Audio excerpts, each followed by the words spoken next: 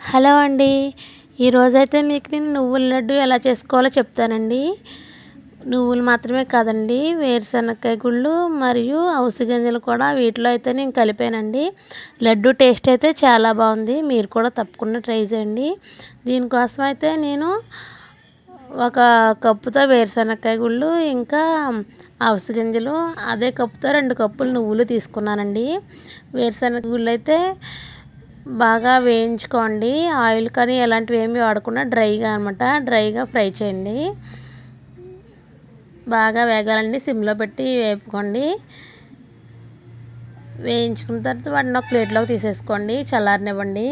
తర్వాత దానిలోనే అవిసె గింజలు కూడా వేసి లైట్గా వేడి తగిలేంత వరకు వేపండి, సరిపోతుంది.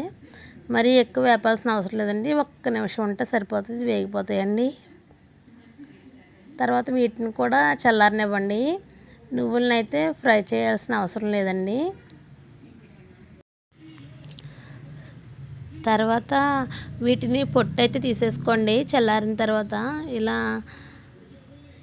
తర్వాత నువ్వుల్ని పౌడర్ చేసేసుకోండి. నువ్వులు పౌడర్ చేసుకున్న తర్వాత దాన్ని ఒక ప్లేట్లోకి తీసేసుకుని, తర్వాత మిక్సీ గిన్నెలో అవిసె గింజలను కూడా వేసుకుని వాటిని కూడా పౌడర్ చేసేయండి.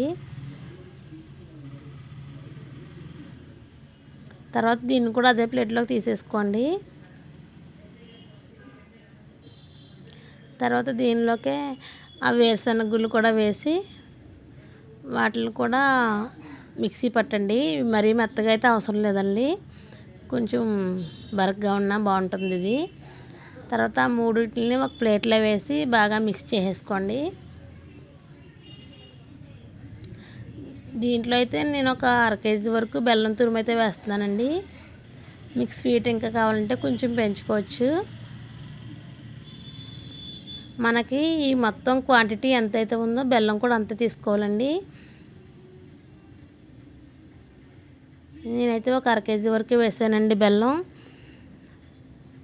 దీన్ని వేసుకుని మొత్తం కలిపేసుకోండి ఇలా చేత్తో.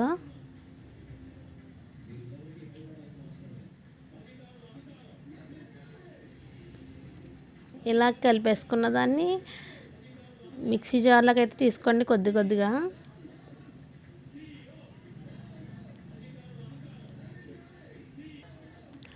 దీన్ని మళ్ళీ మిక్సీ పట్టండి.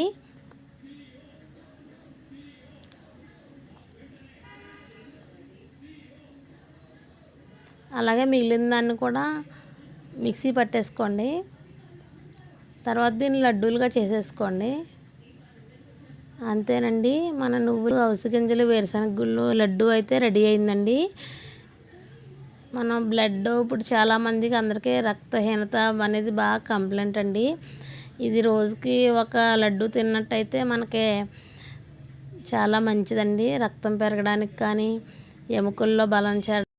మీరు ఇలాంటివన్నీ ఒకసారి ఒక 1/2 అవర్ కష్టపడితే అయిపోతుందండి. ఇలాంటివన్నీ నెలకు ఒకసారైనా చేసుకుని మన ఇంట్లో మన హస్బెండ్కి, పిల్లలకి పెడితే వాళ్ళకు కూడా మంచి ఆహారాన్ని అందించిన వాళ్ళు అయితే అవుతామండి.